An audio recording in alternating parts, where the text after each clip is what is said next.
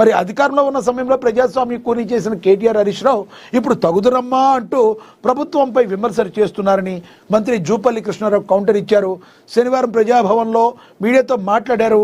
మరి జూపల్లి రేవంత్ రెడ్డి ప్రభుత్వం తమను రాజకీయ కక్షతో వేధిస్తుందని కేటీఆర్ హరీష్ రావు మాట్లాడుతున్నారని, మరి నిజంగానే కక్ష సాధింపు చేయాల్సి వస్తే మరో సెక్షన్ కింద నోటీసు ఇచ్చి అరెస్టు చేసేవారు కదా అని ప్రశ్నించారు.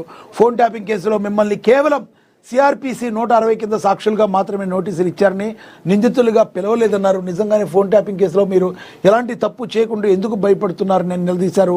అధికారంలో ఉండగా చేయాల్సిందంతా చేసి ఇప్పుడు దిగజారి మాట్లాడితే చెల్లుబాటు కాదన్నారు. బీఆర్ఎస్ నేతల తీరు ఉల్టా చోర్ కొత్వాల్కో డాంటా అన్న చందంగా ఉందని మరి జూపల్లి కృష్ణారావు ఎద్దేవా అయితే చేయటం అయితే జరిగిందని కూడా ప్రచురించారు. ఇక అదేవిధంగా కొంపలు ముంచిందే కేటీఆర్, సాక్షిగా పిలిస్తే ఎలా? కేంద్ర మంత్రి బండి సంజయ్, మీరు ఏదో సాక్షిగా పిలిస్తే ఎలాగ? అసలు కొంపలు ముంచిందే కేటీఆర్ కదా. ఈ ఫోన్ ట్యాపింగ్కి కర్త కర్మ క్రియ అన్నీ సిరిసిల్ల వేదికగా జరిగినాయి, హైదరాబాద్కు వేదికగా కాదు. అసలు కొంపలు ముంచింది, అందరి కొంపల జీవితాల్లోకి వెళ్ళిపోయింది, అందరి మనసులోకి వెళ్ళిందే కేటీఆర్. ఆయన తీసుకొచ్చి మీరు సాక్షిగా పిలిస్తే ఎట్లా అని చెప్పి బండి సంజయ్ గారు కౌంటర్ ఇవ్వడం అయితే జరిగింది. ఏమన్నారో చూద్దాం. ఫోన్ ట్యాపింగ్ కేసులో కొంపలు ముంచిందే కేటీఆర్ అని కేంద్ర మంత్రి బండి సంజయ్ కుండబద్దలు కొట్టారు. సిట్ విచారణకు కేసీఆర్ కొడుకును దోషిగా పిలిచారా? వాంగ్మూలం తీసుకునేందుకు పిలిచారా? అందరినీ సాక్షిగా పిలిస్తే దోషులు ఎవరు? ఇలా చేస్తే ప్రభుత్వాన్ని ప్రజలు ఎలా నమ్ముతారు? తెలంగాణ ప్రజల కొంపలు ముంచినందుకు మా రక్తం మరుగుతుంది, రాష్ట్ర ముఖ్యమంత్రికి పౌరుషం లేదంటూ, విచారణలో అధికారులకు స్వేచ్ఛనివ్వట్లేదంటూ ఫైర్ అయ్యారు మరి బీజేపీ నేత ఎంపీ బండి సంజయ్. మీరేమనుకుంటున్నారు? బండి సంజయ్ మాట్లాడిన వ్యాఖ్యలను ఏ రకంగా చూస్తారో కింద కామెంట్ బాక్స్ రూపంలో కామెంట్ అయితే చేయండి. ఇక మనకు తెలుసు, నాంపల్లిలో భారీ అగ్ని ప్రమాదం అయితే జరిగింది. నిన్న అగ్నికీలల్లో మరి చిక్కుకున్నారు ఒక 6. అర్ధరాత్రి కూడా కొనసాగింది రెస్క్యూ. మరి హైదరాబాద్ నాంపల్లిలోని ఫర్నిచర్ దుకాణంలో భారీ అగ్ని ప్రమాదం చోటు చేసుకుంది. బజాజ్ ఫర్నిచర్ క్యూసిల్లో మరి ప్రమాదవశాత్తు మంటలు చెలరేగాయి. 4 అంతస్తుల భవనంలో గ్రౌండ్ ఫ్లోర్లోని అగ్ని ప్రమాదం జరిగింది. 10 ఫైర్ ఇంజన్ల సాయంతో మంటలను ఆర్పేందుకు అగ్నిమాపక సిబ్బంది ప్రయత్నించారు. ఘటనా స్థలానికి భారీ క్రేన్లు కూడా వెళ్ళాయి. అగ్ని ప్రమాదం మొత్తంగా 6 చిక్కున్నట్టు భావించారు. ఈ భవనంలో 3 కుటుంబాలు పనిచేస్తాయి.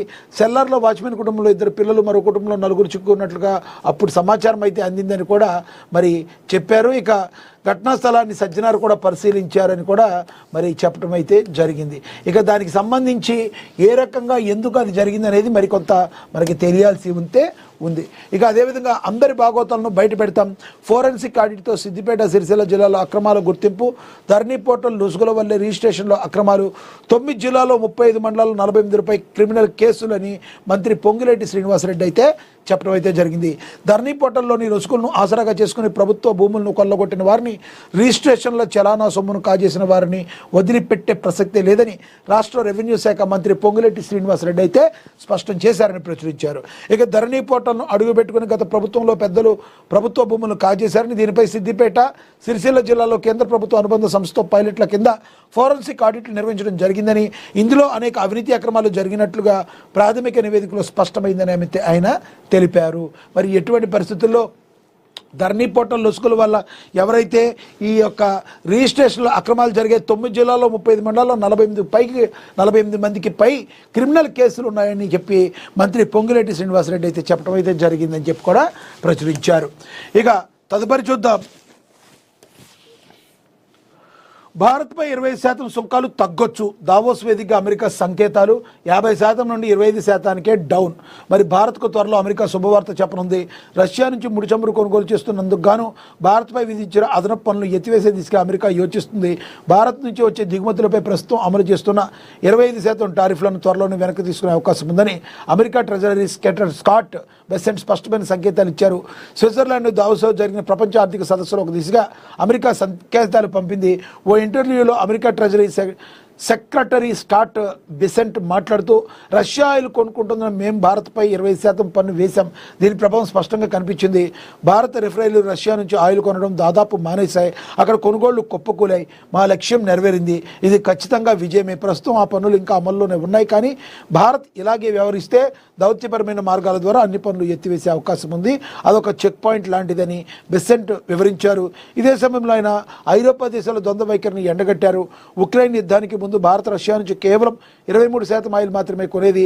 ఆంక్షల తర్వాత రష్యా తక్కువ ధరకే ఆయిల్ ఇవ్వడంతో భారత్ కొనుగోళ్లు పెంచింది. భారత్ రిఫైనరీలో ఆయిల్ శుద్ధి చేసి భారీ లాభాలకు మళ్ళీ ఐరోపాకే అమ్ముతున్నాయి. ఇక్కడే అసలు ట్విస్ట్ ఉంది. ఆ రిఫైన్డ్ ఆయిల్ను యూరోపియన్లే కొంటున్నారంటే పరోక్షంగా రష్యా ఆయిల్నే వాడుతున్నారు.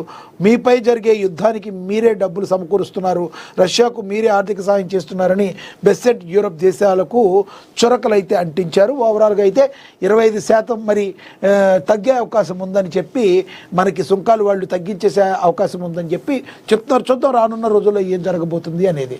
ఇక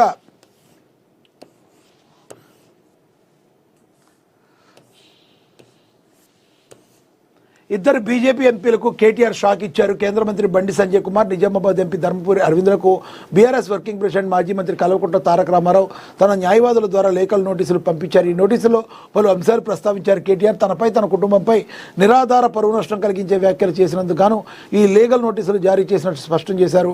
నోటీసులు అందిన 5 రోజుల్లోగా స్పందించిన పక్షంలో సివిల్ క్రిమినల్ చట్టాల ప్రకారం కఠిన చర్యలు తీసుకుంటామని హెచ్చరించారు. తన రాజకీయ ప్రతిష్టను దిగదార్చేలా, ప్రజల్లో తనపై ఉన్న నమ్మకాన్ని సడలించేలా వీరు చేసిన వ్యాఖ్యలు తీవ్రంగా పరిగణిస్తారని అయితే పేర్కొన్నారు. ఏదైతే మరి డ్రగ్స్ ప్లెడ్డర్ అని ఏదైతే మాట్లాడారో వీరి గురించి అయితే మరి కేటీఆర్ సీరియస్ అయ్యారు. మరి ఏ రకంగా వీరు బీజేపీ నేతలు స్పందిస్తారనేది మనం వేచి చూడాల్సిన పరిస్థితి.